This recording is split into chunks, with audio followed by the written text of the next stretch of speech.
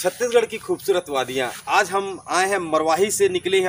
हमारा जो ट्रिप सफ़र शुरू हुआ है वो मरवाही से सफ़र शुरू हुआ है। मरवाही के बाद अभी हम पहुँचे हैं अंतागढ़। यह कांकेर जिले के अंतर्गत आता है, जहाँ की खूबसूरत वादियाँ हैं। ये बस्तर क्षेत्र पड़ता है। बस्तर क्षेत्र के बारे में अगर बता दूँ आपको, तो यहाँ पुरानी संस्कृति और कई सभ्यताएँ हैं जो छत्तीसगढ़ को अपने आप में समेटे हुए हैं।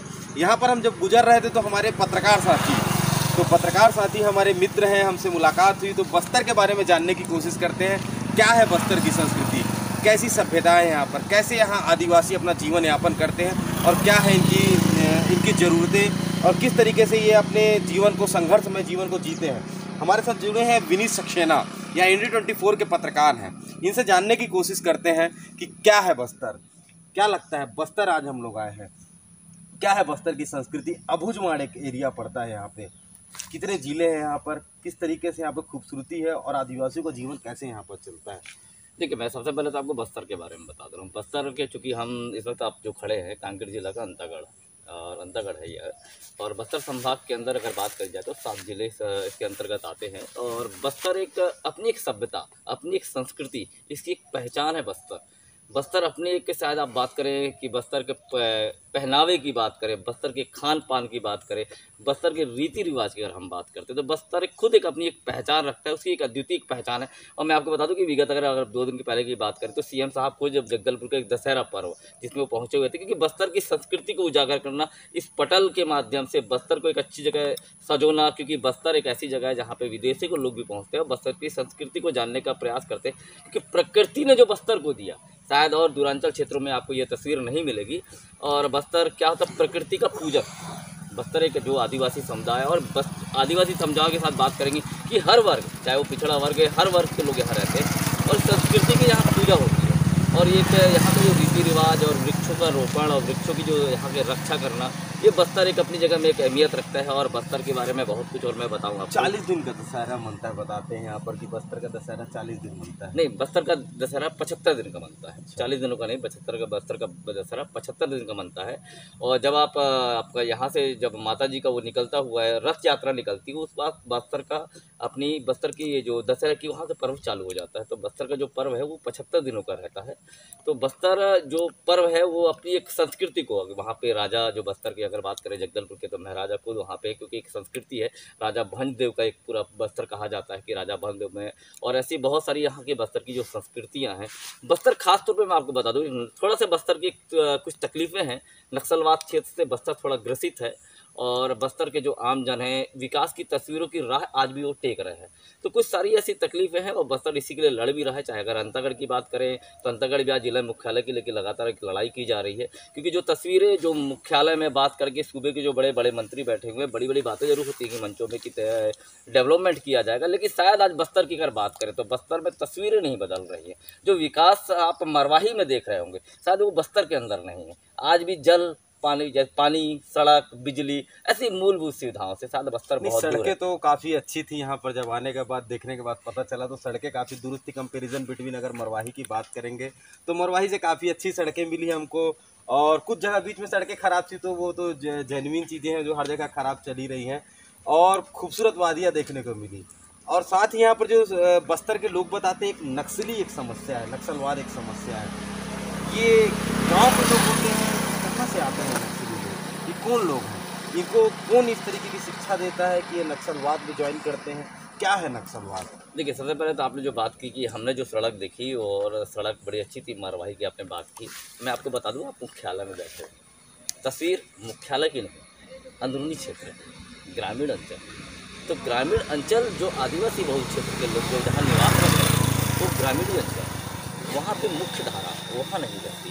और मैं आपको एक बात बता दूं कि नक्सलिज्म की जो हम बात करते हैं, नक्सलवाद की जो बात करते हैं, नक्सलवाद कैसे खत्म होगा, नक्सली कौन है। नक्सली हमारे बीच के अपने ग्रामीण अंचल के क्षेत्र के जो लोग हैं, जो मूलभूत सुविधा या सरकार की जो योजनाएं उन तक नहीं पहुँचती, जिसके विरोधी वो शायद नक्सलवाद में तब्दील।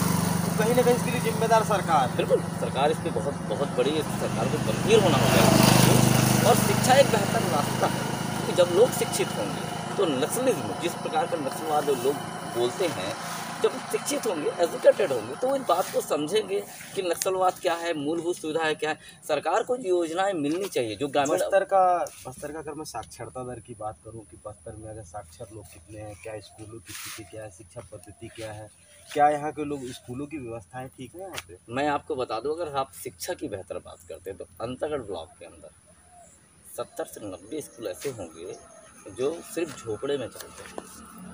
झोपड़े, आप किस बेहतर शिक्षा की बात कर रहे हैं? वो बड़े बड़े मंचों में दावे जरूर होते हैं लेकिन तब्दील नहीं होते। आज भी लोग तरह बिल्कुल, जब शिक्षा का एक पैमाना, जहाँ शिक्षा देश की रीढ़ कहलाती है शिक्षा, वो शिक्षा का पैमाने की अगर बात की जाए तो जहाँ झोपड़े पे स्कूल चलाए जा रहे हैं तो निश्चित तौर पे एक जो लोगों में विद्रोह है, या विद्रोह की आग बनती है नक्सलवाद। और ग्रामीण अंचल क्षेत्रों से ही आते हैं नक्सली, और कहीं दूसरी दुनिया से नहीं आते हैं लोग, यहीं के लोग हैं। अपनी मांगों को लेकर, चाहे वो रोजगार की बात की जाए, चाहे वो छत्तीसगढ़ में जिस तरीके से छत्तीसगढ़ राज्य सरकार कहती है कि हम सेकंड रैंक पे आ चुके हैं रोजगार के मामले पे, मगर कहीं ये दिखाई नहीं देता। एक अबूझमाड़ एक जगह कहलाती है। अबूझमाड़ के बारे में जिस तरीके से हमने जाना और समझा, तो अबूझमाड़ के लिए कहा जाता है कि अबूझमाड़ में भारत सरकार ने बोर्ड लगा दिया है कि यहाँ पर आप अंदर नहीं जा सकते। क्या इस तरीके की आज भी यही प्रथा है कि अंदर नहीं जा सकते? अबूझमाड़िया जो विशेष पिछड़ी संरक्षित जनजाति कहलाती है, ये आज भी मूल धाराओं से नहीं जुड़ पाए। क्या इनके ऊपर सरकार ध्यान नहीं देती, या सरकार ने इन्हें अलग कर दिया है अपने से, इसलिए बाहर बोर्ड लगा कर रख दिया है कि आज ये भारत सरकार से बाहर है? कौन है अबूझमाड़िया? नहीं, वो जो आप बोल रहे हैं अबूझमाड़िया, जो आपने सरकार की बात करी, वो पहले की बातें थी। अब सरकार ने उसको ओपन किया है। वहाँ के नक्शे पहले सरकार के पास नहीं थे, अब सारी चीज़ें हो रही है। प्रगति के शिखर पे सरकार काम जरूर कर रही है। लेकिन अगर अबूझमाड़ की हम बात करें तो अबूझमाड़ में जो मूरिया जाति प्रजाति के लोग हैं, जो बस्तर के आंचलिक क्षेत्रों में पहाड़ों पे जीवन यापन करते हैं, क्योंकि उनकी अपनी एक संस्कृति है। और नक्सलवाद जो बोलेंगे तो अबूझमाड़ में बहुत ज़्यादा एक्टिविटीज़ रखता है। तो सरकार लगातार काम जरूर कर रही है, लेकिन विकास, मैंने हमेशा एक बात को मैं हमेशा फोकस करता हूँ कि विदेश की तस्वीर तभी बदलेगी और देश की तकदीर जब बदलेगी तो सिर्फ एक शिक्षा की बेहतर रास्ता है। सरकार को फोकस करना पड़ेगा कि आप शिक्षा कितनी बेहतर दे। लोग शिक्षित होंगे तो आरक्षण, जातिवाद, ये सारे विषयों से हम दूरान से थोड़ा हटेंगे, क्योंकि शिक्षा जब होगा, जब लोग शिक्षित होंगे तो किसी के मोहताज नहीं रहेंगे। इस वोट बैंक की राजनीति में तब्दील होगी।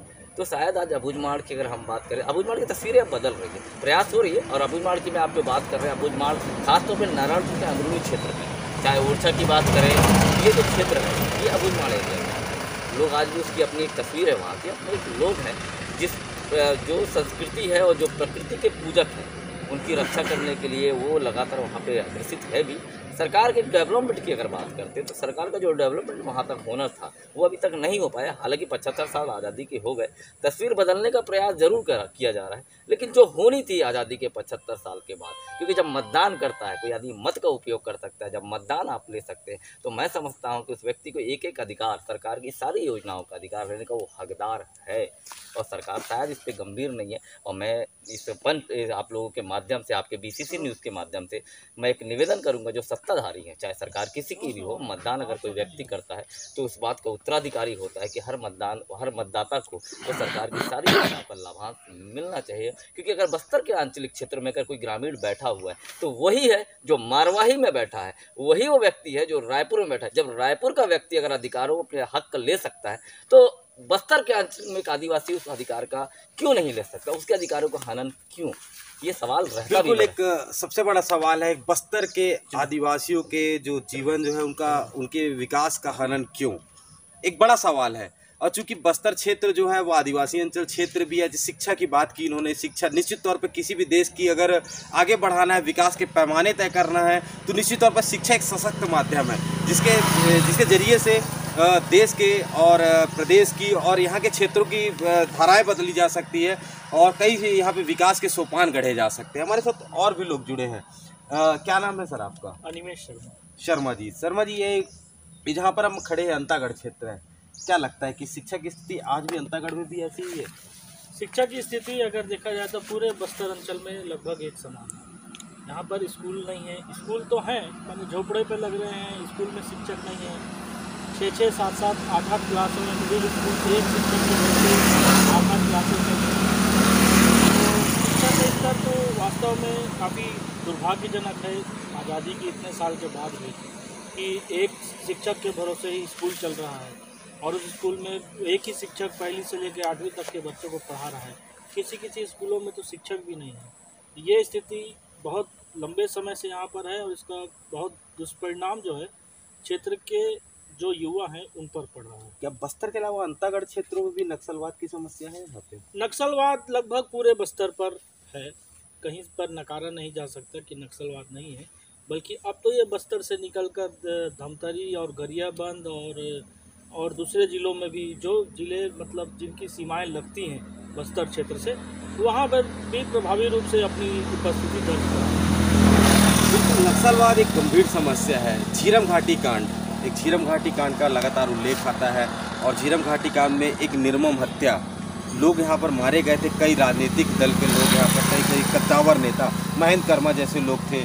महेंद्र कर्मा के बारे में लोग बताते हैं, महेंद्र कर्मा एक कद्दावर नेता के रूप में जाने जाते थे, बस्तर टाइगर कहा जाता था उनको। इतनी बड़े कांड के बाद आज तक इससे खुलासा नहीं, क्या लगता है कि क्या है ये झीरम घाटी कांड? देखिए, झीरम घाटी कांड जो हुआ और जो नक्सलियों ने जो बहुत बड़ी कांड किया, बड़े बड़े कांग्रेस के बड़े बड़े लीडर, निश्चित रूप से ये बहुत दुखनीय पल है और शायद कांग्रेस पार्टी के लिए बहुत बड़ा सरकार आज वो बात में मंथन होती है, लेकिन राजनीतिक दल क्यों नहीं कर पाया? क्योंकि जब बात बड़ी बड़ी, जब भारतीय जनता पार्टी की बात हुआ करती थी, तब ये कांग्रेसी दल के सत्ताधारी नहीं कहा जाता था, कांग्रेसी दल के लोग ये आवाज़ उठाते थे कि सरकार बनेगी तो हम इसका खुलासा करेंगे। आज कांग्रेस की सरकार है लेकिन खुलासा नहीं कितने हुआ। साल हो गए झीरम घाटी कांड को? आज फिर भी बहुत साल हो गए, बहुत साल बीत गए, जिसकी लगातार बात की जा रही थी। 8 साल लगभग इसकी बात को हो गए हैं, लेकिन जिस प्रकार के जो दावे किए जा रहे थे कि इस पर खुलासा किया जाएगा, जो होगा, क्योंकि बहुत सारे आरोप, बहुत सारे गंभीर सत्ता जो थी, उस सत्ता के खिलाफ जो दल थे वो आरोप लगाए कि कहीं ना कहीं सरकार की इस पर संलिप्तता है नक्सलवाद में, जो इतनी बड़ी घटना को अंजाम दिया गया। लेकिन आज तक खुलासा ना होना ये थोड़ा सा सवालिया निशान करता है, क्योंकि बड़े बड़े लीडर वहाँ पे उनकी मौत हुई।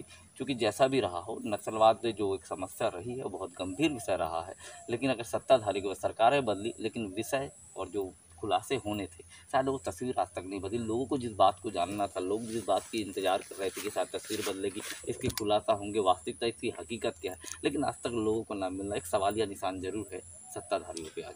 बिल्कुल, एक झीरम घाटी कांड जो 7-8 साल पहले एक घटना हुई थी, जहां पर कांग्रेस के बड़े बड़े कद्दावर नेता महेंद्र कर्मा, नंद कुमार पटेल जैसी शख्सियतें यहाँ पर मारे गए थे, और उसके बाद आज भी न्याय की गुहार लगा रहे हैं। न्याय की जो उम्मीद थी, वो न्याय की उम्मीद आज भी तलाश रही है अपने आप को कि कभी न्याय मिल पाएगा, कभी झीरम घाटी का खुलासा हो पाएगा। हमेशा एक जांच टीम गठित होती है और जो जांच टीम की भी जांच होती है, और जांच के बाद जांच होती है, और जांच के बाद फिर एक जांच कमेटी बैठाई जाती है, मगर जांच का निर्णय कभी नहीं निकल पाता।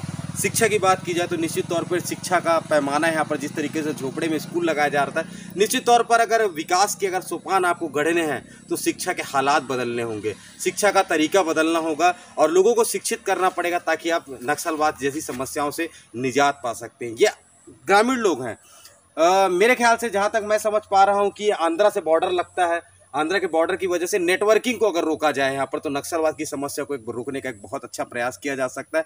इस क्षेत्र को आगे बढ़ाया जा सकता है। यह वादियों से भरा पूरा जिला है, प्रकृति ने इसे बहुत खूबसूरती से सजाया है।